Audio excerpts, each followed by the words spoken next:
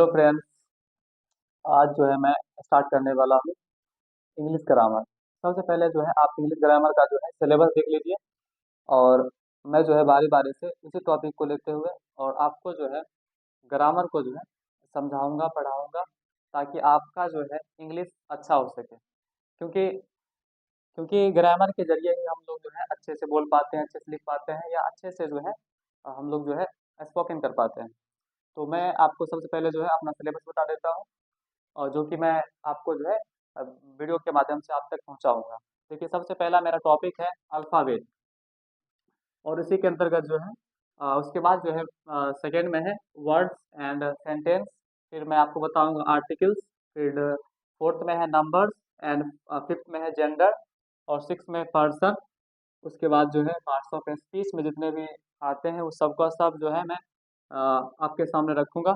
उसके बाद नाइन में आता है वॉइस। और उसके बाद जो भी टॉपिक्स होगा जिससे इंग्लिश ग्रामर जो है बेहतर होता है, वो मैं जो है आपके बीच में रखूंगा।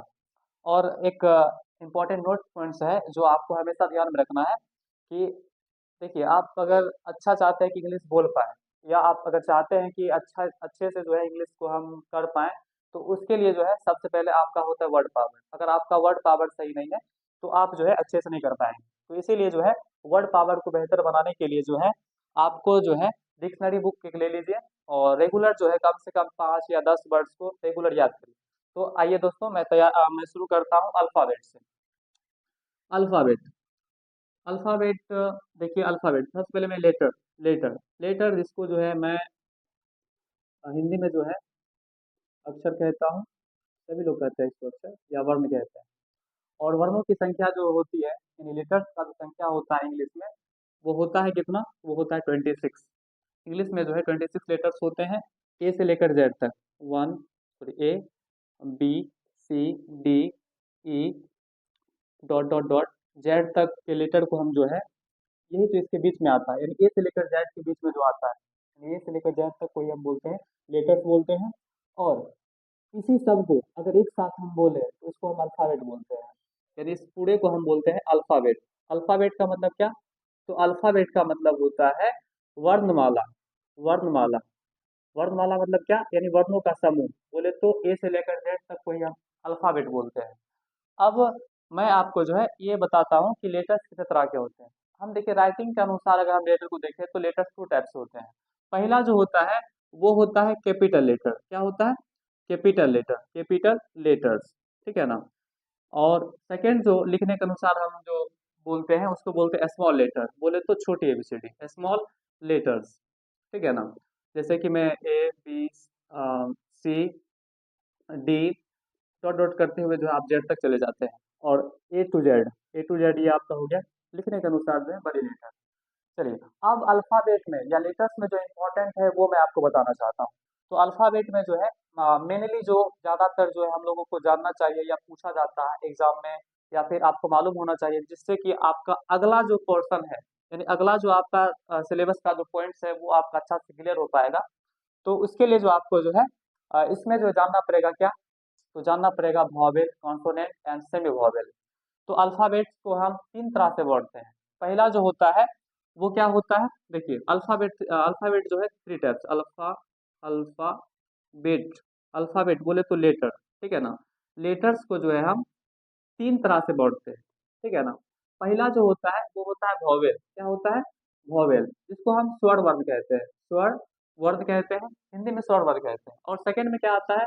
तो सेकंड में आता है कॉन्सोनेंट। कॉन्सोनेंट कॉन्सोनेंट को हम क्या बोलते हैं? इसको बोलते हैं व्यंजन वर्ण।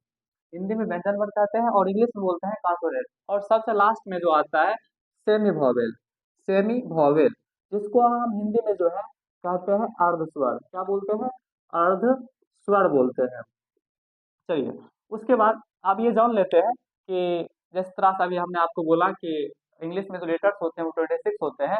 तो अब ये वॉवेल कितना होता है, और कॉन्सोनेंट कितना होता है, और सेमी वॉवेल कितना होता है, और क्या क्या होता है। तो उससे पहले जो है मैं एबीसीडी लिख देता हूँ, ताकि आपको अच्छा से आसानी से जो है समझ में आ जाए। तो लिखते हैं, चलिए, A B C D E F G H I J K L M N O P Q R S T U V W X Y Z। और मुझे पता नहीं अभी इसको देख करके जो है एक सॉन्ग भी याद आ गया।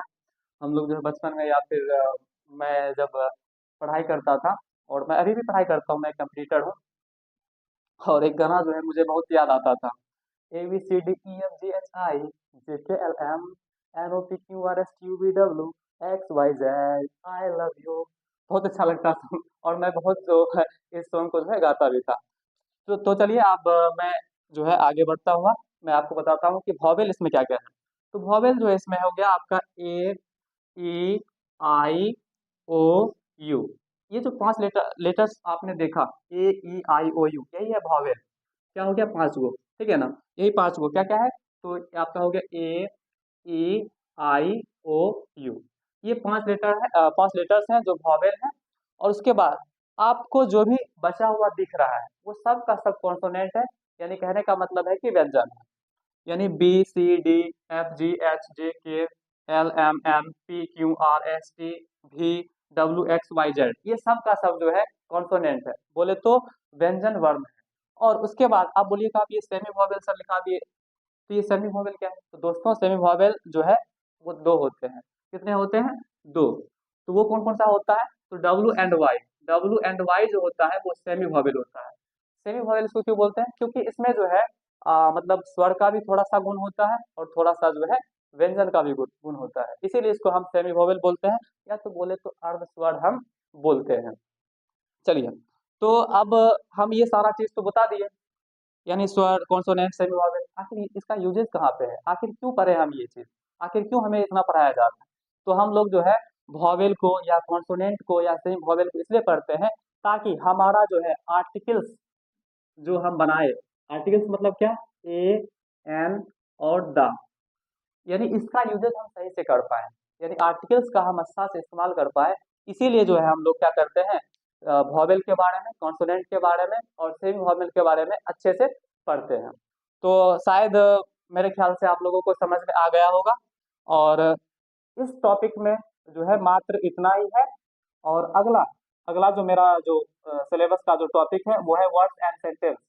और फिर थर्ड में जो है आर्टिकल्स आएगा, और धीरे धीरे मैं इसी तरह से मैं अपने वीडियो के माध्यम से जो है आपको जो है ये सारा का सारा टॉपिक क्लियर करवाऊंगा, ताकि आपका जो है इंग्लिश बेहतर हो पाए। और अगर आपको ये वीडियो मेरा अच्छा लगा हो तो प्लीज अपने दोस्तों के साथ शेयर करें, लाइक करें, सब्सक्राइब करें। धन्यवाद, थैंक यू, जय हिंद।